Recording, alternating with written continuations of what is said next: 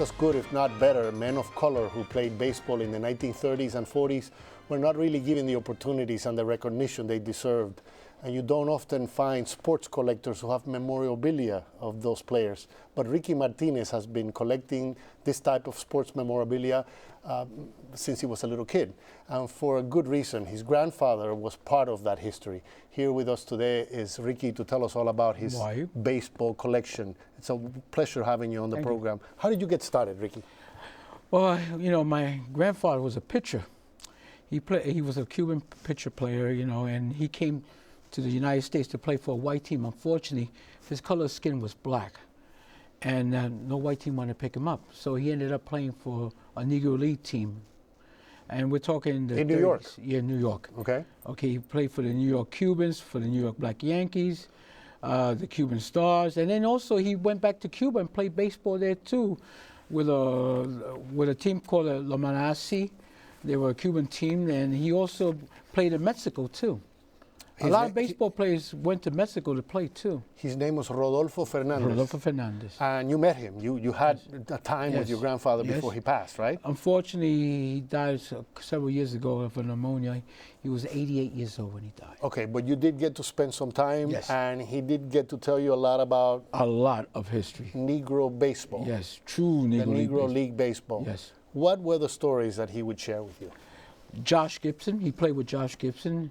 This guy hit a home run out of Yankee Stadium, and it turned out to be the truth. You know, he, as a black player, he was the Babe Ruth in baseball. Cool Papa Bell, if you see this ball right here, he was a fast player. There's a story that says that he ran like a deer. And they said when they shut off the light, he already was in the bed. That's how good he was, they say. Wow. So you, as a kid, decided that you were going to start collecting. How did you start, with baseball cards? No, old photos my grandfather passed on to me.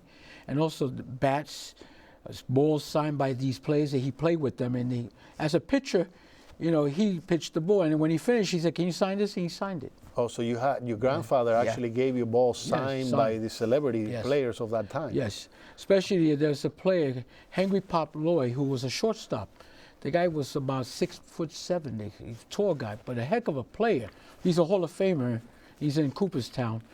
As a matter of fact, now the price of his ball goes for about $50,000 to $60,000. I have about 3 of those balls left. Well, you have a lot of very expensive stuff here. Yes, I do. How much do you think your collection is worth? Well, my insurance agent said you're close to $1 million already. Of stuff. Memorabilia. I have over. And this bat right here with the name Joe DiMaggio on it. I mean, how much is this by itself? That itself is priced at $20,000. This bat. Yes. Wow.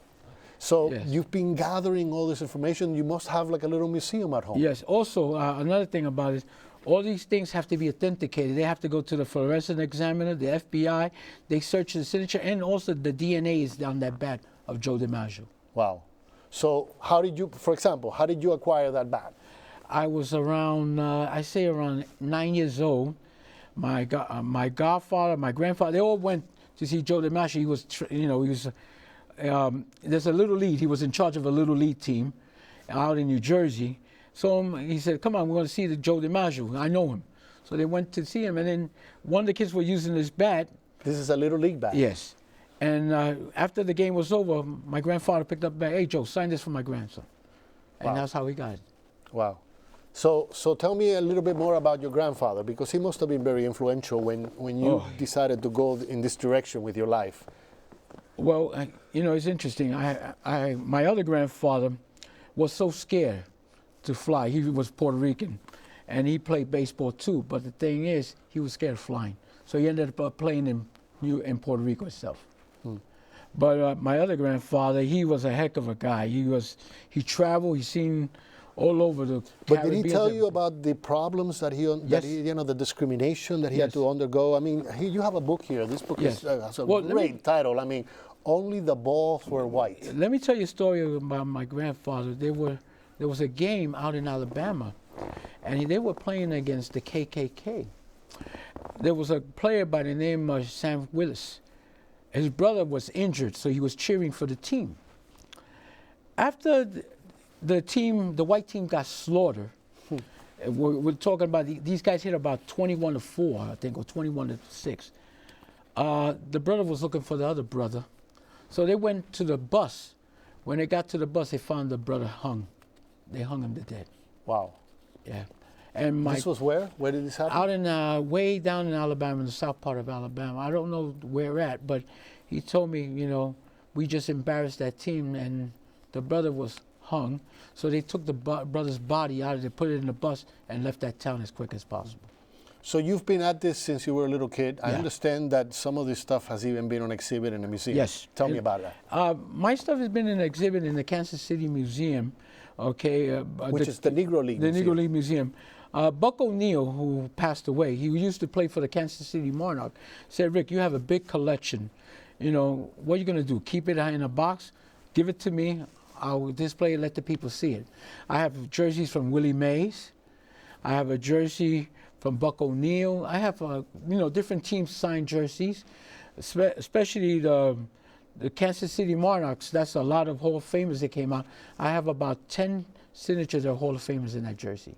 So all of this stuff was actually on display at this Yes. museum for how long? For about 4 years. Wow. And unfortunately, Really? when Buck O'Neil passed away, I was scared to keep this in that museum. So I said, okay, I think it's time for me to fly down there and bring my stuff back. So I decided to bring everything back. But are you interested? Is this something that you want to do again, like show it off at an exhibit? You know, Because how else are people going to see this? Black history is not black itself. We have Latinos who were blacks. We have Cubans who were black, so they're part of the black history. So I rather show this to schools and so they can understand the kids. It wasn't that black history was black. It was the color and what country it came from. So what do? You go to schools and you I present try this? to, you know, if the school wants to accept me, and I'm willing to show it, and that way kids could touch part of history in their hands. This is all very personal to you. In a way, yes, because but I tell you something, I have a niece that I love, and if she got to go to college, I'm willing to get rid of this to put her through college. Okay, but it goes to the right person. Oh, with the stuff you have here, you can Yeah. put her through college several times. I think so too. Yeah, but tell me, like, what is like your most precious piece? Since you're so emotional about this, what is the one that you feel most strongest about? Bill Russell. The basketball player. Yeah. Oh, so it's not baseball. You Yeah. you don't just collect baseball No, memorabilia? I have boxing. I have Muhammad Ali. I have Oh my God! Muhammad Ali You're gloves. a sports collector. I'm one of the biggest Latino sports collectors, they say, you know. But I collect it so people can see what it looks like. So what do you have from Bill Russell? A jersey. It was in Chinatown, and I said, oh, I see Bill Russell. So I went to a sports store and they said, you got a Bill Russell jersey? I said, yeah, we have one. Give it to me, give it to me. So I took it, ran back, said, Bill, can you sign this for me? I have a jersey with your name on it. He said, I don't sign jerseys. Luckily, his girlfriend said, come on, Bill, sign for the guy. And the girlfriend said that to him, Bill, okay, I'll sign. So he signed it. I would never sell that jersey because it was the trouble I went through just to find a jersey and to get Bill Russell to sign it. So that's your favorite piece of all? Yes, it's a good history about it. And your most expensive piece? I have a Henry Pop Lloyd. 3 of those balls are $50,000 to $60,000. And I have a Josh Gibson signature ball. There's a price at about close to $85,000, $100,000. And I have a piece signed by Josh Gibson himself. So what would your grandfather say about the game of baseball today and about, you know, the fact that people of any race can play ball? They come from Japan, they come from all over the world to play in the United States. Well, I remember we were watching a baseball game, me and him together, and he sat down and he said, these guys are overpriced. And it's sad that the kids these days, you know, if they got to go to a baseball game, they have to pay $100, and these kids these days can't afford it. And sometimes when I get a baseball ticket, I give it to the kids in the neighborhood. You want to go to a baseball game? Here. I've been there. I've seen it already. I know how it So your feels. grandfather recognized that it was getting overpriced Yes. for the general public Yes. to see it? Yes. He said it. You know, when I was around, I was only making $35. That's what he said. Okay. Now, even Willie May, during that time, he was a high-priced player, but he's very bitter about it because he's not making the millions that these guys are making. So you think that the baseball players back then did it more for the love of the art than the Art. money? It was the fun of the game, he said. Okay, the challenge, the fun, getting up there. You know, he felt good, especially when you win. You know, one day you win, one day you lose. You have to take it the way it is. That's what he always said to me. So what would you say to people at home who are thinking, look, you have a Hank Aaron, I'm reading upside down here, Ted Williams, Roberto Clemente. I mean, how do you, it takes years and years and years to gather A lot this. of years. What advice do you give to the potential collector like yourself at home who's just starting out? Is it about patience? Is it about saving all your pennies so that when the time comes you can afford to buy the right card? How do you do it? Well, I'll tell you something. When you want to make the right move, you got to make the right move. I know a guy who's a big collector. His name is Yuyu. He's in Puerto Rico. He took the whole wreckage of the Roberto Clemente accident, the whole plane, and kept it in the backyard. And people come and buy parts of the plane? Parts of the plane, and he sells it.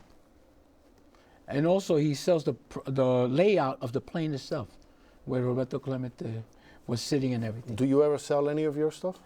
I one time sold one thing just to give my niece some money, and also to help some people around. But it was a ball. I sold it for $10,000. Wow, what ball was this? It was a ball signed by Beirut. Oh, okay. Makes sense. Okay, but I have 2 other balls from Beirut. You know. And wow. And you know, as a collector, sometimes you say, I keep it for a rainy day.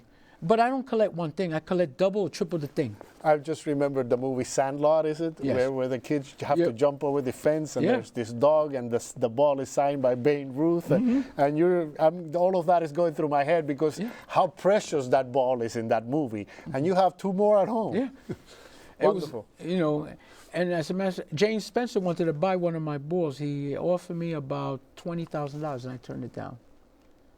You know, because I'll give you an example. A couple of days ago, I went to a friend of mine. He said, Rick, okay, I have Ty Cobb's signature. So I know Ty Cobb's signature because I got a glove signed by Ty Cobb's. So I said, okay, let me take a look. I looked at it. It looks good. How much you going to get for it? And he said, Rick, I think I'll probably get about 15 to 20,000. Look at how that is. You know, that's the way it is. These days, when you collect something, you collect it to keep it for a long, long, long time. Patience is good. And it really gains value over the years, right? Yes, especially when I was showing this in the museum, I was getting royalty for this. Right, but when it was showing in the museum, were people really making a lot more offers to buy it from you too? Yeah, I got calls from a lot of people, and I turned it down. Especially the Josh Gibson's piece, I turned it down because I feel that this is part of history, so I'd rather keep it around. Advice that you would give to other collectors? How do you get started with this? How does you know? Well, I was lucky. I was blessed because most of it came from my granddad. Right. But as the years go by, I went with him, collecting, going here, going there. Most people start with baseball cards, yes, right? Baseball cards is a good collection. But you know, I had a big collection of comic books. My mother threw them away. Oh boy. Especially issue 1s of X-Men. Oh, that was a killer. But the issue 1 of X-Men goes for about now $25,000, $30,000. Wow. Listen, it's been a real pleasure having you on the program. Congratulations. This is a lifetime of work here, and it's admirable. I'm really impressed. But the books are very good too, especially that one right there.